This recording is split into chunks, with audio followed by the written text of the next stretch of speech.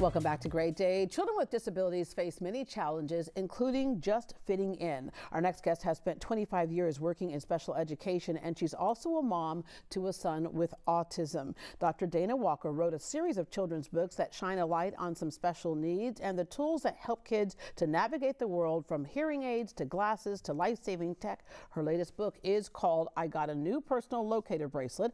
Educator and author Dr. Dana Walker joins us with how this series got started. Good morning. Hi, good morning. All right, you have been on Great Day Houston before because Yes. we have a series where we have the Red Apple Award nominating teachers who have gone above and beyond. You nominated a teacher at a school who Yes. fits right into what we're talking about today. Yes, I did. I nominated Kelly Preston. She's a deaf educator who's an amazing teacher. Yeah. All right. Over 25 years of experience. What made you decide to go into this specific area? We know that you have a son who's autistic, but did you go into this area first, or did you have your son first? I went into the area first. I taught 6 years as a deaf education teacher and then became an educational diagnostician for the deaf. And so I've always had this story in my mind about writing a series about children with special needs and the assistive technology that they use in order to access the world. And this is all right within your wheelhouse. We were talking in the green room earlier about how much more of this advocacy we need. Your doctorate has a focus in education law. Yes. As we know, there are so many parents who struggle with when their children have special needs, of how they navigate that through the school system, not only the public school system, but private schools as well, unless the private schools designed specifically for what their needs are. So you use your knowledge to help empower and help parents to navigate the system. It's very difficult to be able to know what is the law, what can we get for our child in the education system, what can we get for them in the medical system, in our community, what is out there. And so people need to have an advocate out in the world to help them navigate that system. Yeah, what's your best advice for parents? Because they come to me all the time, but I had to navigate the system, my son being dyslexic. But the best advice for parents, and I always say, okay, step back for a minute, calm down, be able to talk clearly to the people at your school and understand a little bit about what that law says. Because sometimes, one of my friends, the person looked right at her and said, we don't do that here. And I said, okay, you need to go back and say, but you're supposed to do that here. Well, if the child needs it, if the child needs it, and the child needed it must be yes. provided. Yeah. And so I always like to tell parents, okay, you're upset about something, let's just take a step back, let's calm down, and let's open this line of communication between the school system or the doctors, or because you'll get to somebody, like sometimes because there are specialists either in the district or at that school who know exactly what you're talking about. Exactly. And if you still cannot meet the school system in the middle, that's when you can go out and get an advocate or someone to help you navigate that system that has been trained to do so. Yeah, okay, as we mentioned earlier, you have two sons. Your oldest son is Brady, 20 years old, severe profound autism, which is probably one of the most difficult in terms of trying to place kids in education, right? It is. A lot of people call it level 3. So he's nonverbal and uses an AAC device to communicate. And then I have my 15-year-old son, who helps take care of him. Oh, there they are. You say helps take care of him because your older son needs to be accompanied at all times, because as we know, they can be escape artists, right? Yes, he will elope. He'll be a senior next year at Travis High School. Okay. Your educational services, you founded the after earning your doctorate, you specialize in educational advocacy, as we just talked about, autism awareness, inclusion training for schools, families, and businesses. And part of that inclusion is what you're doing with your books right here.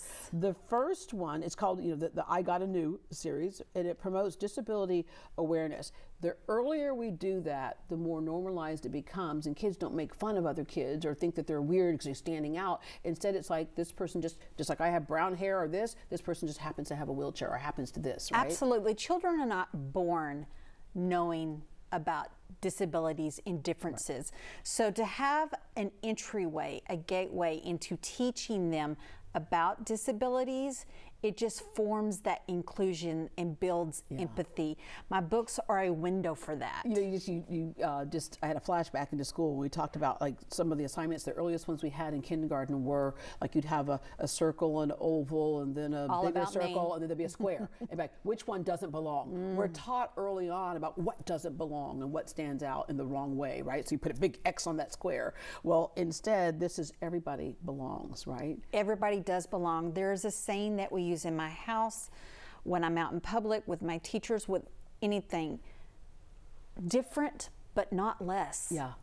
We are all created equal. Yeah. We're just a little different. Okay, I got a new hearing aid was your first one. And was there a particular child that promoted this or prompted this? Or is it because you were dealing with deaf education? Because I was in deaf education. And this one actually just won the Texas Authors Institute Texas Best in Children's Health. So it just won the award a few months ago. Yeah, I got a new pair of glasses. I got my first pair of glasses in 3rd grade, and I had red ones too. But I was 4 eyes to all the kids, right? And they would make fun of them when I had them. Now they're cool. They're very cool. And Mickey, the character in this book, has a pair of very cool hot pink glasses that she picked out with her family. Yeah, which leads other kids to go, Mom, I want glasses too, but you don't need them. I don't care. I want some. I want to be cool too, right? Okay, I got a new personal locator bracelet, and because of your son, as we mentioned, the escape artist, right? So, explain this one. Okay, so this one is a love letter to my son Brady and to his brother Grayson, because it's about two brothers in the book. My son, as you said, has severe to profound autism, and he has eloped before. So Project Lifesaver has this amazing bracelet that it's a device to where if someone were to elope, whether they have a cognitive delay like dementia or with autism, it allows the sheriff's office to be able to locate that person using radio waves in the frequencies to find that person within an 8-mile difference. Because oftentimes we know when you're someone may be autistic, the behavior may be odd in a way, and sometimes can feel like it's threatening. But when officers know this person has autism, so you treat them with grace, obviously. Absolutely. Extra grace. Absolutely. And with this book, I just want parents that are raising the marginalized community of severe to profound autistic children that I see you.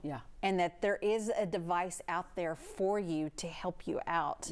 I'm in the same boat as you, so let's just stick together. Yeah, we actually had them on the show a few months ago. I saw that. Yeah, that was great. In fact, you have a connection with the books if people buy the book to help this program. Absolutely. It's to spread the word about the life-saving device, which is Project Lifesaver. Yeah.